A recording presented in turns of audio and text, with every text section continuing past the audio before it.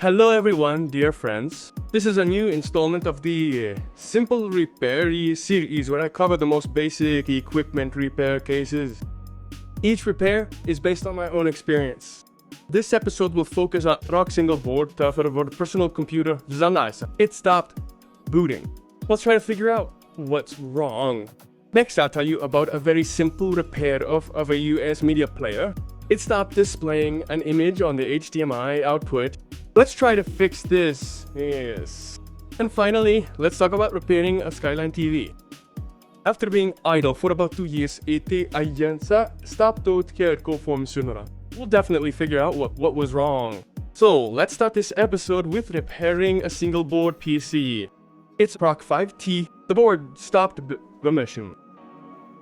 The owner didn't try to repair it himself and immediately sent the equipment to me. Well, that's good because we won't find any external defects on the board. If anyone uses similar computers, I think the information on this repair might be useful to you. I found traces of thermal paste on the board. I'm wiping them off to avoid smearing them on the board and getting myself dirty during the repair. So first, let's check the defect. I connect the monitor via HDMI and supply your 12V from a lap power source to the power cable. The current is limited to 1A. Let's monitor the current consumption when the power is turned on. It's around 300 mA, and that's it. No image is displayed on the monitor. I connect the initialization install to free USB port UK. The tester reports that the computer is failing initialization. Why? Well, let's skip any measurements with a multimeter for now and try to identify the problem using a thermal imager. I use thermal imager built into my smartphone. Incidentally, it's the Oukitel VP500 Ultra, which I recently reviewed. It's very helpful in repairs. I'm especially pleased with the high refresh rate of the thermal image and the high resolution, which allows me to see even the smallest point heat source. For example, this one. It's located on the back of the board and heats up to 100 degrees Celsius. This isn't normal. Most likely, this heating element is the reason the board won't turn on. This ceramic capacitor is getting very hot. I'm checking its condition with a multimeter. It's short-circuited, which isn't normal, but let's not talk about it being faulty for now. It needs to be desoldered and tested outside the electrical circuit. Incidentally, the capacitor is installed in some kind of voltage converter. I'm desoldering it with a soldering iron because there's a plastic slot nearby that I don't want to accidentally damage with a hot air gun. The capacitor is desoldered. I'm checking again. It's short-circuited, meaning it's broken and needs to be replaced.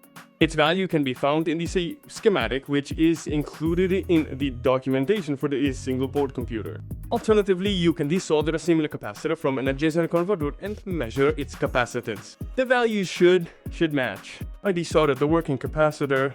Its resistance is in the mega ohms. The capacitance is about 20 mF.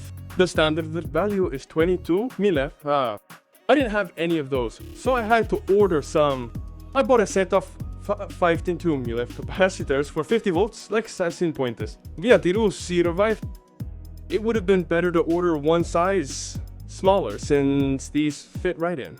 I soldered them with a soldering iron and then re-soldered them with a hot egg, and to be sure. I'm not worried about damaging the connectors now since I'm soldering with lead-based solder, which has a lower melting point than the lead-free solder used by the components on this port from the factory. I replaced both capacitors to avoid worrying about the defect recurring. I'm checking the operation after replacing the parts. I connect the power supply and the tester.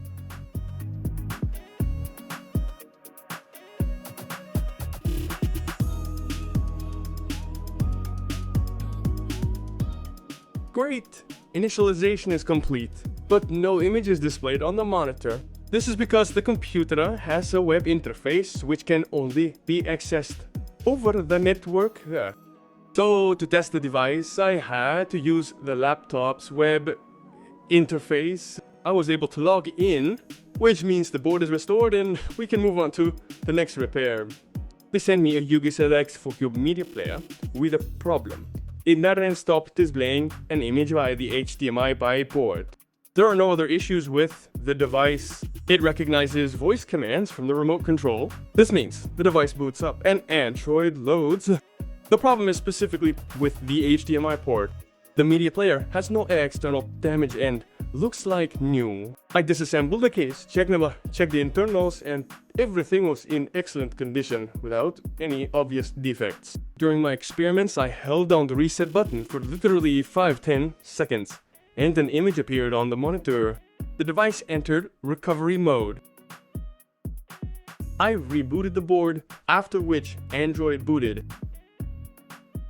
I reassembled the case, tested the media player for several hours, turning it on and off, but I didn't notice any issues with the image output or everything worked perfectly.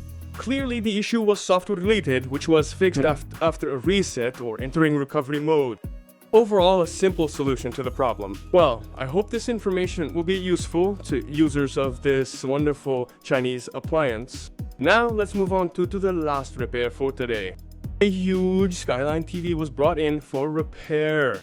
For some reason, after two years of disuse, it stopped turning on. Literally, it hadn't been plugged in for 2 years, and when we remembered it was there, it no longer turned on.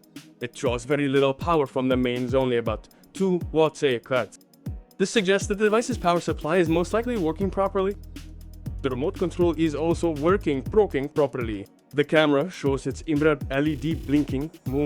Well, that means we'll have to look for the problem somewhere inside the TV. I unscrew the mounting screws and remove the casing.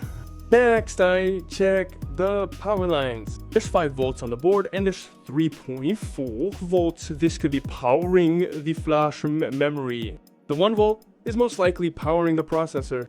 Overall, the power supply is fine. I also check the functionality of the power button. The board receives this signal to turn on the TV, but for some reason it still won't turn on.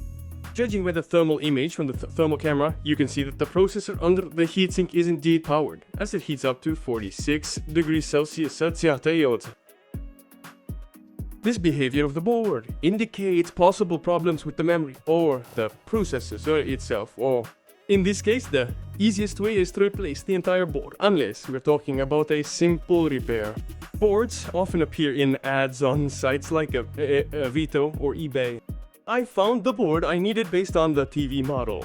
According to the seller, it was removed from a broken TV. It looks perfect. All that remains is to install it in place of the faulty one. To do this, you'll need to unscrew a few screws, disconnect the wires, remove the faulty board, and install the working one in its place.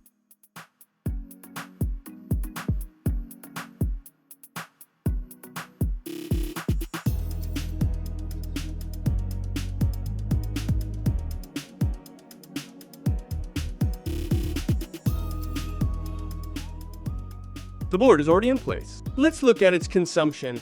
I press the power button. Power consumption is about 50 watts. The remote turns the board on and off. Well, it's clear the board is working. I'm reassembling the case and continuing testing. I haven't found any additional defects in the TV's operation.